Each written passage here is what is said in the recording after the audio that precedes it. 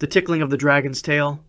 On May 21, 1946, physicist Louis Slotin stood in a laboratory at Los Alamos, New Mexico, demonstrating what his colleagues had nicknamed Tickling the Dragon's Tail. The experiment involved bringing two beryllium-coated hemispheres of plutonium dangerously close to each other. This assembly, known as the Demon Core, had already killed one scientist. Slotin was using only a screwdriver to keep the hemispheres apart. 7 colleagues watched from nearby. Slotin had performed this test before, always by hand, always with a screwdriver. He knew the risk. The moment the hemispheres touched, they would go critical, releasing a burst of deadly radiation. But Slotin was confident, his movements careful and practiced. Then the screwdriver slipped. The hemispheres came together. A blue flash erupted from the core, filling the room with harsh light. Slotin felt a sour taste flood his mouth instantly. He knew immediately what had happened. Without hesitation, he tore the hemispheres apart with his bare hands, stopping the reaction. His colleagues would survive. He would not. Within seconds, nausea hit him. He walked outside and vomited. Medical staff arrived quickly, but there was nothing they could do. Slotin had absorbed over 1,000 rads of radiation. A fatal dose. The countdown had begun. Over the next 9 days, his body began to break down. The radiation destroyed cells faster than they could regenerate. His white blood cell count plummeted. He developed painful blisters across his hands where he had touched the core. His skin began to peel away in sheets. Internal bleeding started as his intestinal lining deteriorated. By day 3, he was in constant agony. His hands swelled grotesquely, the tissue necrotizing from within. He lost weight rapidly as his digestive system failed. Doctors tried blood transfusions, but his bone marrow could no longer produce new cells. The radiation had shattered his DNA, making recovery impossible. His organs shut down one by one. His heart struggled to pump, his lungs filled with fluid. The pain became unbearable, requiring constant morphine. On May 30th, 9 days after the blue flash, Louis Slotin died. His body had been destroyed from the inside out, cell by cell, by forces invisible to the human eye.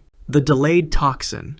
Karen Wetterhahn was one of the world's leading experts on toxic metal poisoning. At Dartmouth College in New Hampshire, the 48-year-old chemist had spent decades researching how heavy metals damage the human body. On August 14, 1996, she was studying the effects of mercury on DNA repair mechanisms. She was working with dimethylmercury, a compound so poisonous that a single drop could be lethal. Wetterhahn knew the danger. She wore latex gloves and worked carefully under a fume hood. Then 1 or 2 drops landed on her gloved hand. She followed protocol immediately, removing the gloves and washing thoroughly. The latex should have provided protection. She felt no concern. The compound had barely touched her for seconds before she cleaned it away. She continued her work, unaware that dimethylmercury had already penetrated the glove and absorbed through her skin. Months passed. Wetterhahn felt perfectly healthy. She taught classes, conducted research, spent time with her family. By January, 5 months after the spill, nothing seemed wrong. Then she began stumbling over her words during lectures. Her speech became slurred, confused. She lost her balance walking across campus. Within weeks, the symptoms accelerated. She could no longer walk without assistance. Her vision blurred, then darkened. She lost the ability to hear clearly. Her hands stopped responding to commands from her brain. Doctors performed tests and discovered the mercury had crossed into her central nervous system, destroying neurons throughout her brain. The mercury had been waiting, accumulating silently in her blood before crossing the blood-brain barrier. Now it was systematically dismantling her nervous system. Her motor control vanished. She could not speak, could not move, could not recognize her own family. Brain scans showed extensive damage spreading through the tissue. By February, she had slipped into a coma. Her brain continued deteriorating, the mercury destroying more connections each day.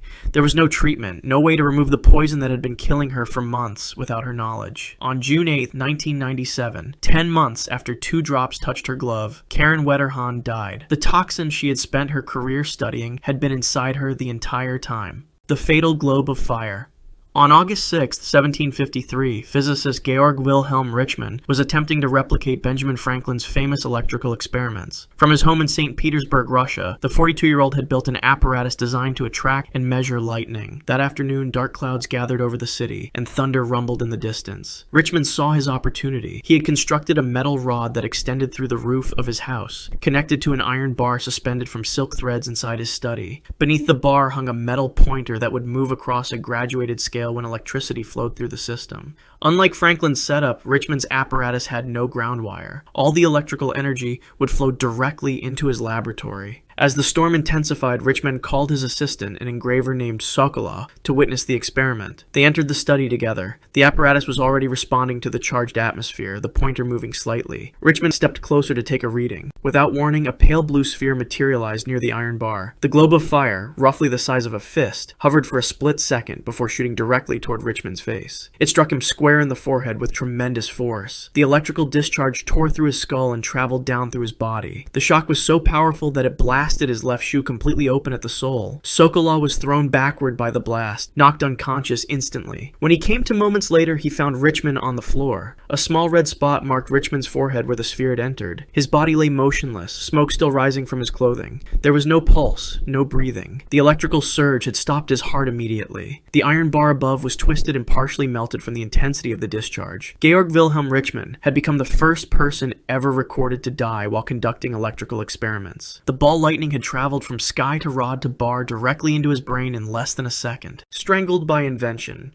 Thomas Migley Jr. was an American chemist responsible for creating leaded gasoline and chlorofluorocarbons. In 1940, at the age of 51, he contracted polio. The disease left him severely disabled, unable to move his legs, and with limited use of his arms. He became confined to bed in his home in Worthington, Ohio. Midgley refused to accept helplessness. An inventor by nature, he designed an elaborate system to restore some independence. He constructed a network of ropes and pulleys attached to his bed frame and the ceiling above. The contraption was meant to lift him from a lying position to sitting, allowing him to move without assistance from nurses or family members. The system was complex, with multiple lines running through fixed points. By pulling certain ropes in sequence, he could hoist himself upward. He used the device daily, growing comfortable with its operation. On the morning of November 2nd, 1944, he was alone in his bedroom. He began the routine of lifting himself up. Something went wrong. The ropes twisted as they passed through the pulleys. Instead of lifting him smoothly, the lines began to wrap around his neck and torso. He tried to reverse the motion, but the mechanical advantage that made the system useful now worked against him. The ropes tightened. He pulled harder, attempting to free himself, but each movement only cinched the cords tighter around his throat. He could not reach the release points. His weakened arms lacked the strength to tear through the lines. The pressure on his neck increased, cutting off his airway. He struggled, but the polio had taken too much of his physical power. The ropes constricted further. His breathing stopped. There was no one nearby to hear or help.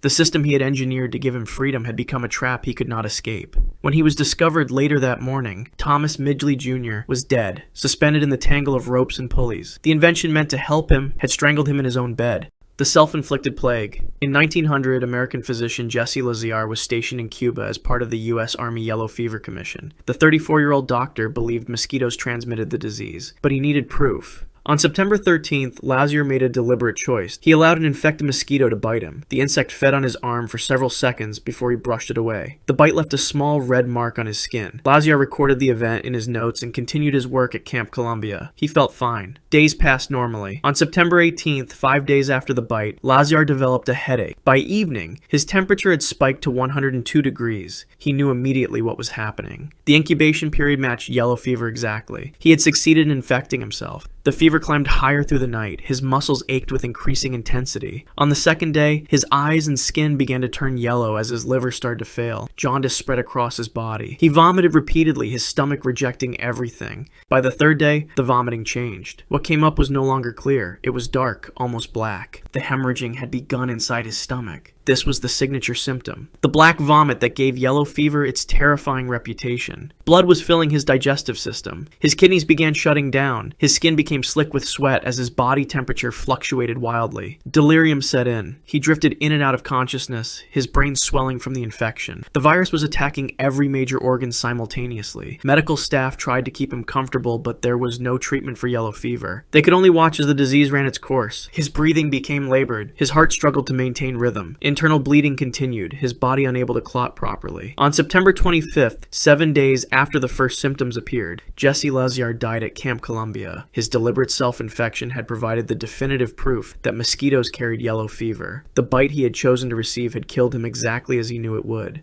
The explosive synthesis.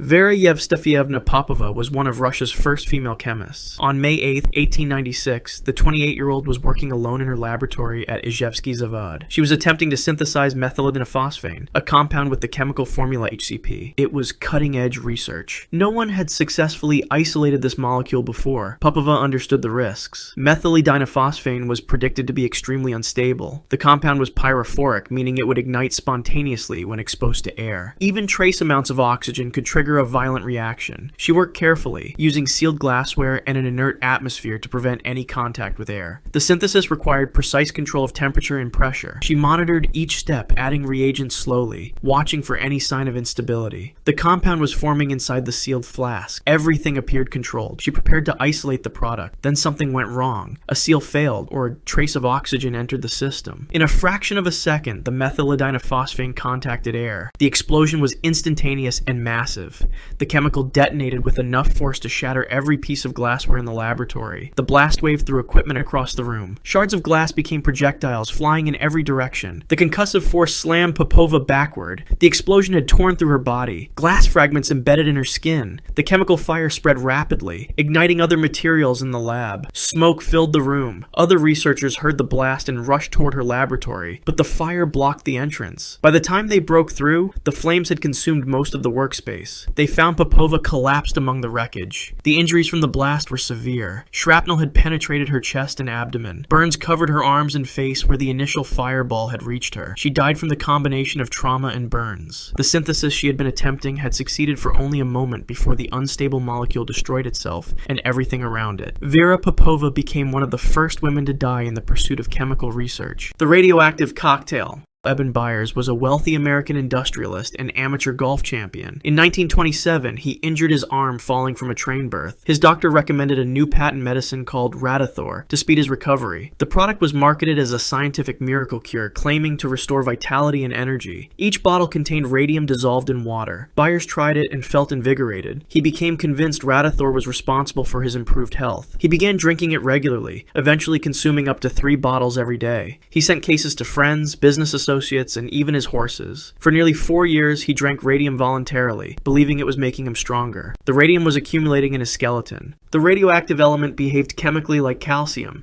so his body deposited it directly into his bones. There, it emitted radiation constantly, destroying surrounding tissue cell by cell. Byers felt nothing wrong until 1931. His teeth began falling out without warning. Painful abscesses formed along his jaw. He lost weight rapidly, his face becoming gaunt and hollow. Doctors examined him and discovered his jawbone was literally disintegrating. The radiation had turned his skeleton into a crumbling structure. Surgeons removed his entire lower jaw in sections, trying to stop the spread of necrosis. Holes appeared in his skull where the bone had simply dissolved away. He could no longer speak clearly or eat solid food. The pain was constant and severe. His body continued deteriorating. The radiation had spread throughout his skeletal system, causing fractures and decay in every major bone. He lost more than 50 pounds. Brain abscesses formed as the radiation damaged the bone protecting his skull. He became bedridden, unable to move without assistance. By March 1932, his body was failing completely. The radium he had consumed so enthusiastically had transformed his bones into radioactive dust. On March 31st, in Manhattan, New York, Eben Byers died from radiation poisoning. An autopsy showed his body contained dangerous levels of radium. He was buried in a lead-lined coffin to contain the radiation still emanating from his remains. The man who watched a volcano.